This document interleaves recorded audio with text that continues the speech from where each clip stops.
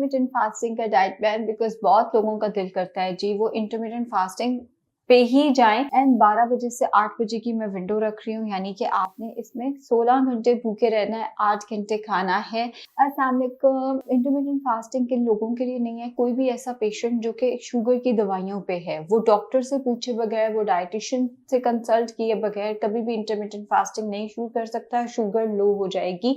In fact उसको इसके लिए अपने एंडोक्रिनोलॉजिस्ट को भी ऑन बोर्ड लेना होता है, बिकॉज दवाइयों का टाइम सुबह शाम के हिसाब से एडजस्ट हुआ होता है। नाश्ते और रात के खाने उसमें इंटरमिटेंट फास्टिंग के साथ थोड़ा मुश्किल हो जाता है। एंडोक्रिनोलॉजिस्ट या डायबिटोलॉजिस्ट प्लस डाइटिशियन जो है वो इसमें हेल्प कर सकते हैं आपकी। इसके अलावा कोई भी मेडिकल हिस्ट्री है, बिकॉज एक एक बीमारी का नाम लेना मुश्किल हो जाता है। कोई भी मेडिकल हिस्ट्री है तो इंटरमिटेंट फास्टिंग को आप फॉलो खुद से ना करें अनटिल अनलेस आपकी डाइटिशियन या आपके डॉक्टर कहते हैं कि आपने इंटरमिटेंट फास्टिंग करनी है। थायराइड के लिए भी, हाइपोथायराइड के पेशेंट्स के लिए भी इंटरमिटेंट फास्टिंग कोई बहुत रिकमेंडेड नहीं है। अब इंटरमिटेंट फास्टिंग पे लोग गलतियां ये करते हैं कि वो हैं 12 से 8 ही खा रहे हैं, यानी 8 घंटे ही खा रहे हैं, मगर उसमें वो आइसक्रीम्स भी खा रहे हैं, उसमें वो डोनट्स भी खा रहे हैं, उसमें वो पराठे भी खा रहे हैं, उसमें वो केक रस भी खा रहे हैं, और वो एक्सपेक्ट कर रहे हैं कि अब इससे वेट लॉस होना चाहिए।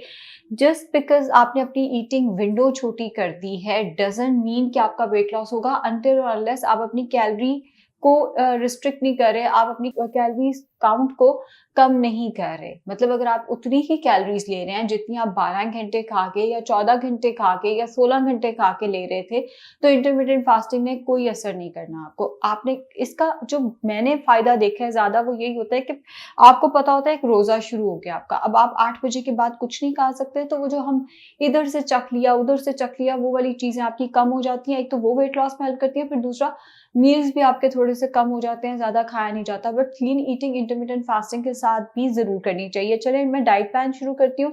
आई रिपीट, कोई मेडिकल हिस्ट्री है तो इसको फॉलो नहीं करना, मुश्किल हो जाता है एक एक मेडिकल हिस्ट्री के अकॉर्डिंग डाइट प्लान देना। I start from pre breakfast. अच्छा, इंटरमिटेंट के इस डाइट प्लान में मैं न्यूट्रास्यूटिकल आपका रखूंगी दालचीनी प्लस जिंजर वाटर। 1 इंच दालचीनी का टुकड़ा लेना है, 1 इंच अदरक का टुकड़ा लेना है। इसके साथ आपने 7 दाने कलौंजी के भी ले लेने हैं, और आधा लेमन काट के 1.5 लीटर पानी में रात को भिगो के रख देना है। अब चूंकि मौसम ऐसा है तो इसको कोशिश करें कि आप फ्रिज में रखें। ठंडे गर्म पानी से वेट लॉस का कोई खास ताल्लुक नहीं है। हाँ, गर्म पानी डाइजेशन में हेल्प करता है जिसकी वजह से वेट लॉस होता है, वैसे ठंडे गर्म पानी का वेट लॉस से ऐसा कोई ताल्लुक नहीं है, डायरेक्टली ताल्लुक नहीं है। तो इसको आप ठंडा करके भी पी सकते हैं। अगर आपसे ठंडा पानी नहीं पिया जाता तो आप फ्रिज से निकाल के इसको हल्का सा माइक्रोवेव कर सकते हैं। माइक्रोवेव कैंसर नहीं करता।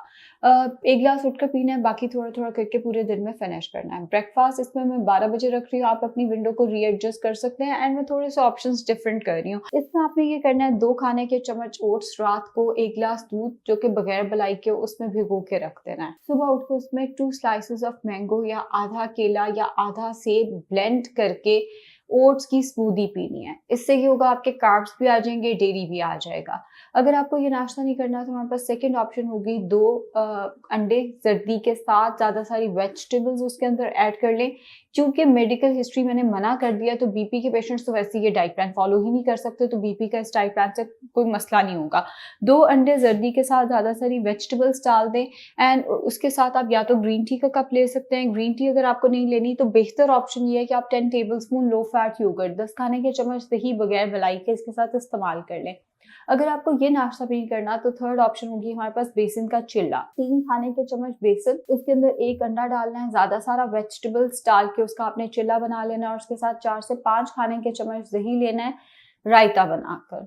अगर आपको चाय पीनी है आप पी सकते हैं। कोशिश किया करें ना मील के फौरन साथ या नाश्ते के फौरन साथ चाय ना लें। कोई 15 से 20 मिनट के बाद चाय का कप आ सकता है। कम से कम दूध, चाय में जितना दूध ज्यादा है चाय में उतनी कैलोरी ज्यादा है। कम से कम दूध बगैर चीनी के चाय ले लें। 3:30 से 4 बजे के करीब इसमें मैं लंच रख रही हूँ। कच्ची सब्जियों का सलाद जितना मर्जी हो जाए। सैलड कभी भी मेरे किसी भी डाइट प्लान में क्वांटिफाई नहीं होता। हाँ, कुछ केसेस में जब मैं पर्सनल डाइट प्लान देती हूँ उसमें मैं कुछ केसेस में सैलड क्वांटिफाई करती हूँ। इस केस में सैलड क्वांटिफाई नहीं है। जितनी मर्जी आप वेजिटेबल्स ले लें, इसमें कच्ची सब्जी होनी चाहिए, कुछ भी पकाकर नहीं डालना।